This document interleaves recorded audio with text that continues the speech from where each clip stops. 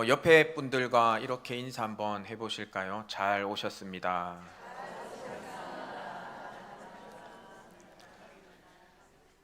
네, 옆에 분과 인사라고 한다고 또 옆에 분만 하지 마시고 뒤에 있는 분들과도 같이 이렇게 인사를 한번 다시 나눠 보시기를 바랍니다.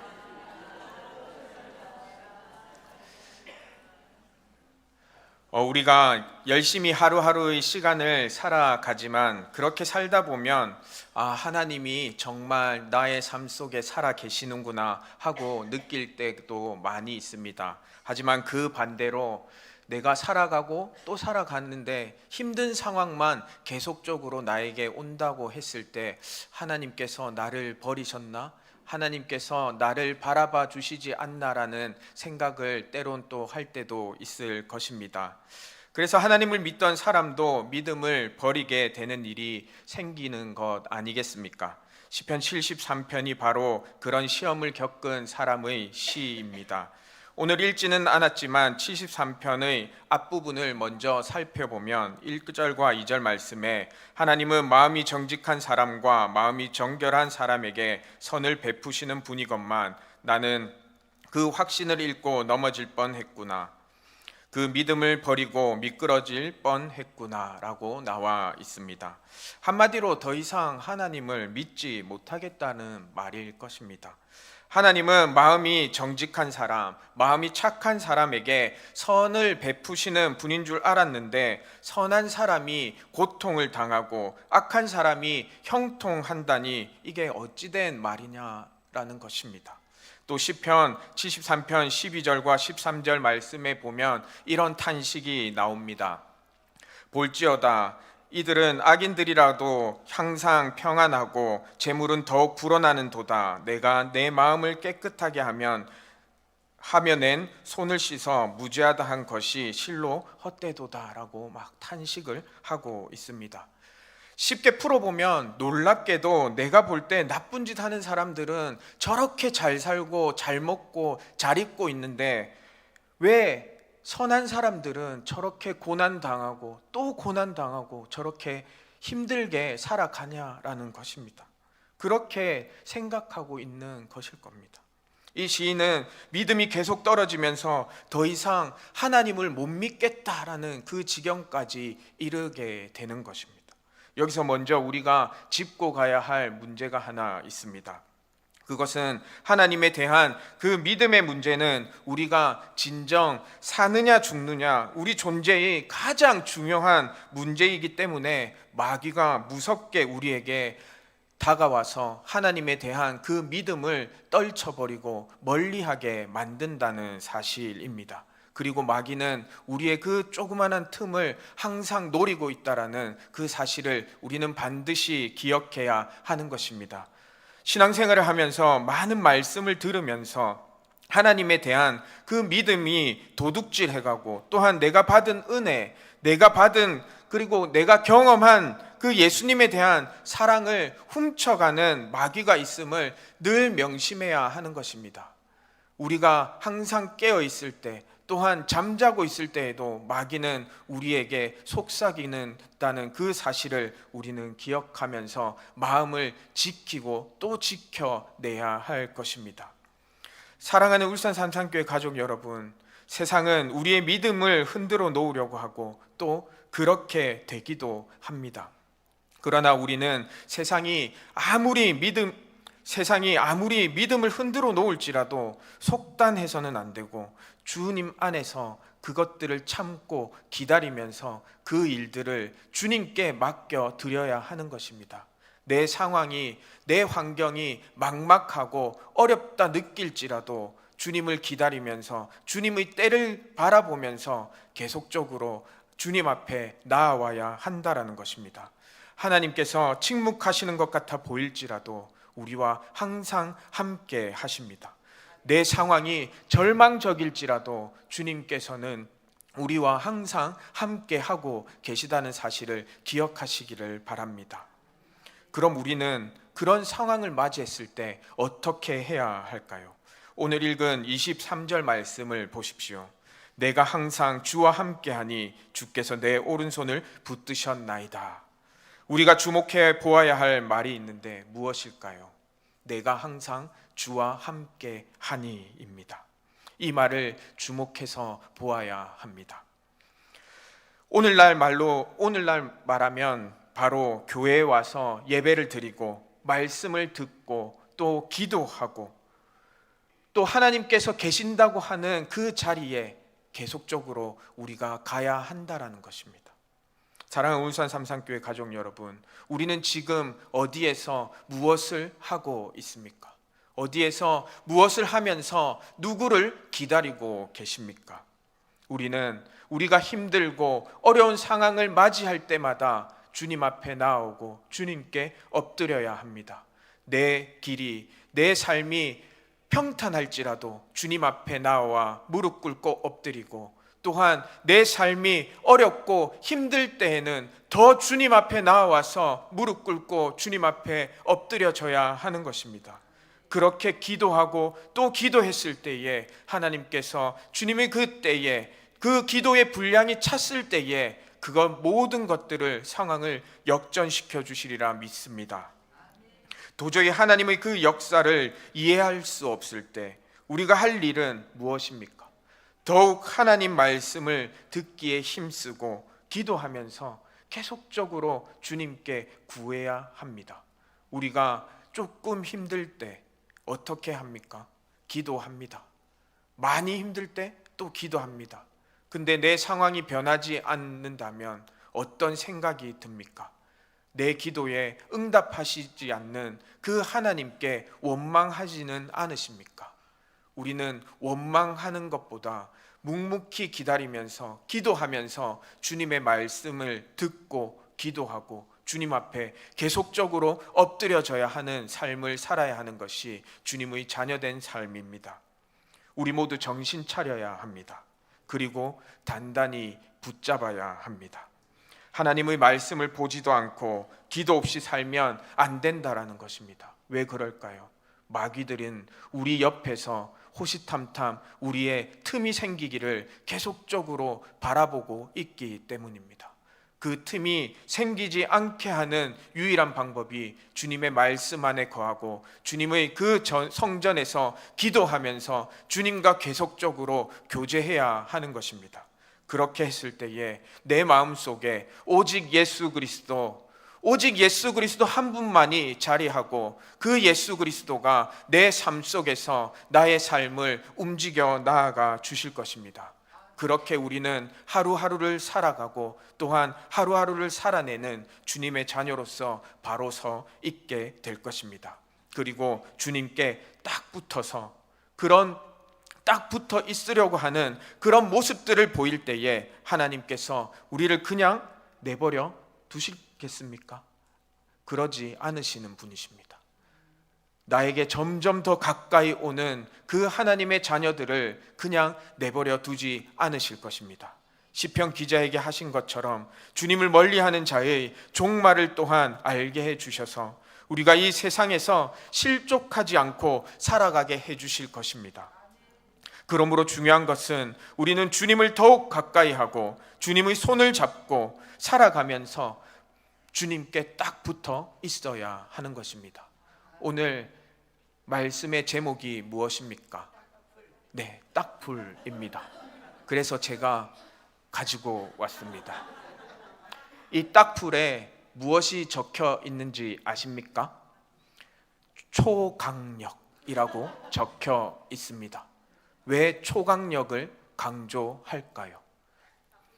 딱 붙어 있는 것을 강조하기 위해서일 것입니다. 이 딱풀이 몇 년도부터 생산된지 아십니까? 제가 이 말씀을 준비하면서 알아보니 저와 친구였습니다. 1984년에 시작된 이 딱풀이 전 세계에서 유명해져서 지금 우리가 사용하고 있습니다. 그것처럼 우리는 이 딱풀을 생각할 때마다 누구를 생각하면 되겠습니까? 예수님을 생각하고 하나님을 생각하고 우리 삶 가운데 역사하실 성령님을 생각할 수 있어야 합니다. 제가 이 말씀을 준비하면서 어디에 이 딱풀을 놓아 두었냐면 제 책상 이렇게 앞에 놓아 두었습니다. 그러면서 계속적으로 주님과 딱 달라붙어 있어야지라는 그런 생각들을 계속 하게 됩니다. 그렇게 하였을 때에 어떤 삶이 되는지 아십니까? 내가 무언가 안 좋은 생각을 할 때마다 주님이 생각이 납니다. 그리고 말씀을 읽어야겠다라는 생각이 납니다.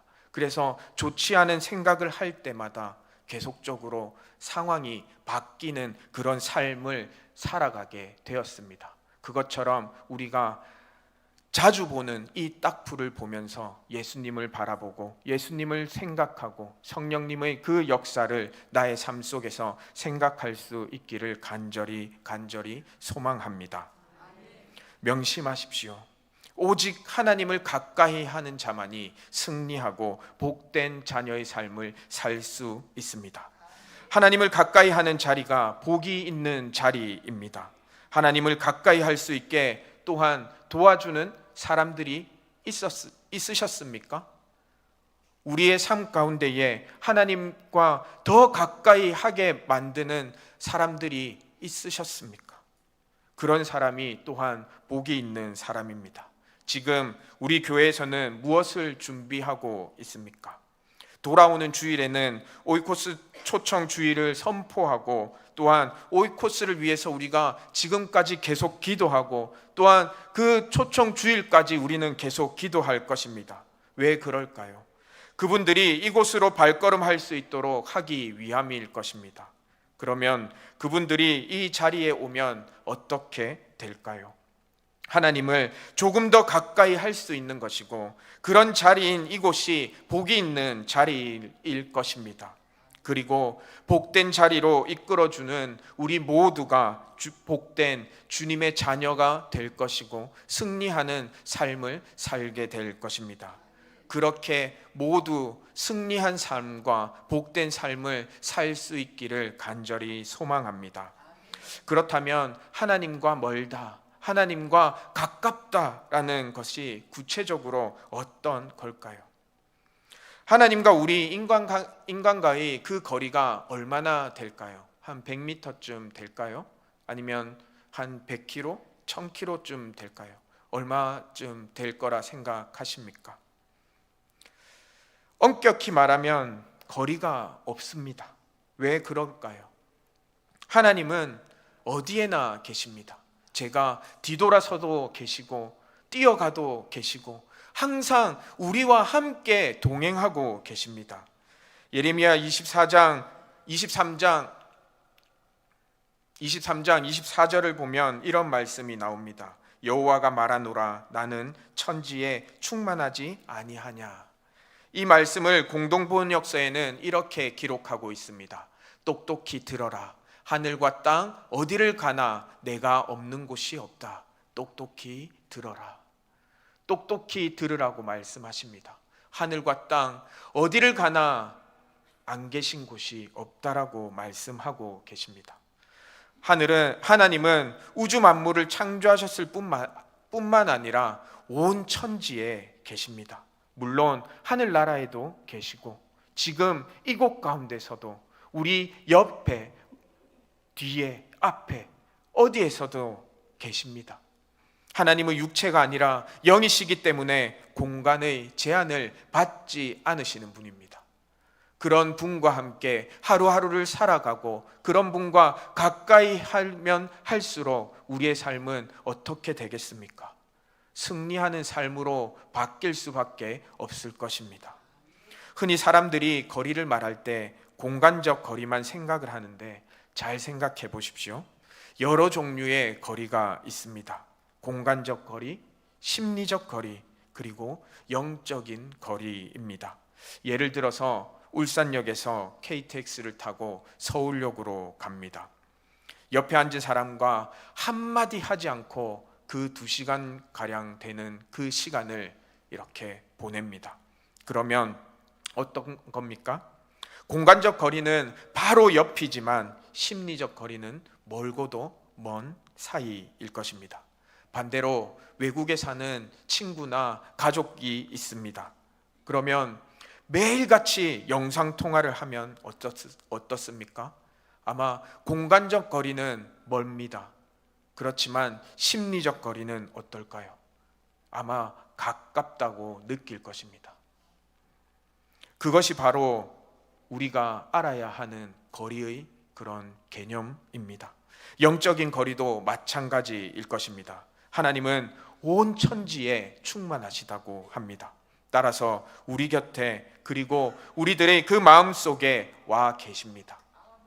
이런 사실을 깨닫고 하나님의 임재, 하나님과 함께 하심을 느끼는 사람은 가까이 있는 것이지만, 그렇지 못한 사람은 예배당에 나와 있을지라도, 앉아 있을지라도, 하나님의 말씀을 듣고 있을지라도 하나님과 먼 거리에 놓이게 될 것입니다.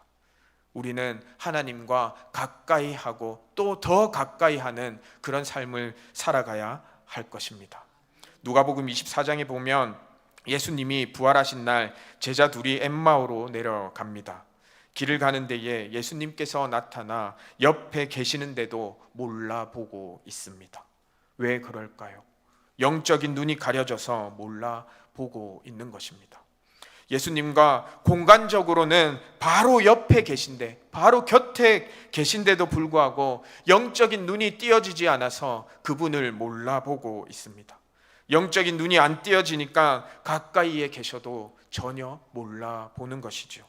예수님을 몰라보다가 말씀을 풀어주실 때에 비로소 영적인 눈이 띄어지고 그분을 알아보게 됩니다. 그렇다면 여러분의 지금 삶 속에는 어떤 예수님이 계십니까? 예수님이 보이십니까? 아니면 옆에 계신데도 불구하고 예수님이 보이지 않고 느껴지지 않으십니까? 하나님을 가까이 하려면 어떻게 해야 할까요? 이미 가까이 와 계신데도 내가 모를 수도 있고, 내가 가까이 다가가려고 해도 예수님이 보이지 않을 때 우리는 어떻게 해야 할까요? 계속적으로 예수님 앞으로, 하나님 앞으로, 성령님 앞으로 우리가 계속적으로 나아간다면 하나님께서 가까이 더욱더 다가오셔서 보여질 것입니다. 야고보서 4장 8절에 하나님을 가까이 하라, 그리하면 너희를 가까이 하시리라. 여러분들 거울 앞에 섰을 때에 거울을 바라보고 한 걸음 다가가면 어떤 상황이 나옵니까? 거울에 보이는 나의 모습이 두 걸음 앞으로 다가올 것입니다. 그것처럼 우리는 예수님과 더욱더 가까이 하다 못해 딱 달라붙어 있어야 합니다. 누가복음 15장에 나오는 탕자의 비유를 보면 이런 원리가 사실적으로 그려져 있습니다. 아버지를 멀리 떠났던 탕자가 회개하고 돌아옵니다. 그렇게 했을 때에 어떻게 왔을까요? 아마 터덜터덜 힘없이 멈칫거리면서 그렇게 돌아왔을 것입니다. 그러자 아버지는 어떻게 합니까? 누가복음 15장 20절에 이에 일어나서 아버지께로 돌아가니라. 아직도 거리가 먼데 아버지가 그를 보고 측은히 여겨 달려가 목을 안고 입을 맞추니, 달려갔다라고 합니다. 우리가 조금만 가까이 가려고 해도 하나님은 우리에게 뛰어오듯이 가까이 나타나시는 분이십니다. 그러므로 우리가 하나님께 더욱더 가까이 가 봅시다. 지금보다 더 가까이 가 보는 겁니다. 하나님은 우리에게 아마 달려오듯이 더 가까이 해 주실 것입니다. 그러면 좀 더 구체적으로 우리가 어떤 방법으로 하나님께 더 가까이 갈 수 있고 딱 달라붙어 있을 수 있을까요? 가장 쉬운 게 무엇입니까? 말씀을 보고 기도를 하는 것입니다. 우리는 기도함으로 하나님께 더 가까이 나아갈 수 있습니다. 하나님과 대화를 하는 것이죠. 계속적으로 하나님과 대화하고 또 대화하고 세상의 것들과 대화하는 것이 아니라, 세상의 것들을 바라보는 것이 아니라 하나님과 더 가까이 하면서 하나님과 대화하는 것입니다. 우리가 예배의 자리, 기도의 자리에 나와서 하나님, 주님 하고 부르게 되면 하나님이 우리를 만나 주시고 우리에게 가까이 다가와 주십니다. 그럴 때 하나님의 위로와 축복과 그 도우심이 우리 삶 가운데에 풍성하게 임할 것임을 확신합니다. 그러므로 하나님을 가까이 하는 것을 사모하는 마음을 가지고 예배의 자리로 나아오는 것입니다. 새벽 예배와 수요 예배, 금요 예배, 또한 구역 모임들 같은 그런 모임들 속에서 하나님과 더 점점 가까이 하는 것입니다. 그리고 한 가지 더 중요한 것이 있습니다. 바로 고난입니다. 우리는 고난을 통해서도 하나님을 가까이 하고 하나님과 딱 달라붙어 있을 수 있습니다. 흔히 고난을 당하면 하나님이 나를 돌봐주시지 않나? 하나님께서 나를 버리셨나? 오해하기 쉽습니다. 그러나 정반대라는 사실을 기억하시기를 바랍니다. 고난을 다 당해 보시지 않으셨습니까? 다들 평탄하게 삶을 사시지는 않으셨죠? 네. 평탄한 삶을 사셨으면 그것도 축복입니다. 하지만 고난이 있는 그 삶도 더 축복입니다. 왜 그럴까요? 고난 뒤에 주님께서 주시는 그 은혜가 더 크게 느껴지기 때문입니다. 그래서 고난을 피하지 않기를 바랍니다. 보통 때보다 우리를 더욱 불쌍히 여기시고 우리에게 더욱더 가까이 오시는 분이십니다. 이것도 모르고 괜히 고난을 받고 기도하는 데에 아무 응답이 없다고 섭섭해하거나 낙심하지 마십시오. 그것들은 누가 제일 좋아할까요? 마귀들이 제일 좋아하는 상황입니다. 하나님께서 그것들을 아파하십니다. 조금만 더 기다리면 그 때가 오는데, 나의 때가 올 텐데 왜 실족하고 넘어지고 마귀에게 마음을 뺏기는지 하나님께서 보시면 가장 마음 아파하실 것입니다. 고난을 당하면 우리가 누구를 의지해야 할까요? 또한 누구를 의지하게 됩니까? 사람을 의지하게 됩니까? 아니면 하나님을 의지하게 됩니까? 아마 모든 분들이 하나님을 의지하게 될 것입니다. 그때에 하나님께서 우리와 가까이 계속적으로 다가오시는 때일 것입니다. 특별히 주님을 위한 그 고난을 당할 때 더욱 그렇게 될 것입니다. 베드로전서 4장 14절에 너희가 그리스도의 이름으로 치욕을 당하면 복 있는 자로다. 영광의 영 곧 하나님의 영이 너희 위에 계심이라. 그리고 사도행전 27장을 보면 바울이 복음을 전하다가 죄수의 몸이 되어서 로마로 호송되는 장면이 나옵니다. 그가 탄 배가 유라굴로라는 광풍을 만납니다. 선원도 승객도 죽을 것 같이 두려워 떨 때에 바울이라고 무슨 수가 있겠습니까? 아마 같이 힘들고 떨렸을 것입니다. 그러나 광풍 가운데에 하나님께서 가까이 오셔서 위로해 주십니다. 사도행전 27장 23절과 24절 말씀에 내가 속한 바 곧 내가 섬기는 하나님의 사자가 어젯밤에 내 곁에 서서 말하되 바울아 두려워하지 말라. 이 바울에 우리가 우리의 이름을 넣어서 한번 다시 읽어 보겠습니다. 시작.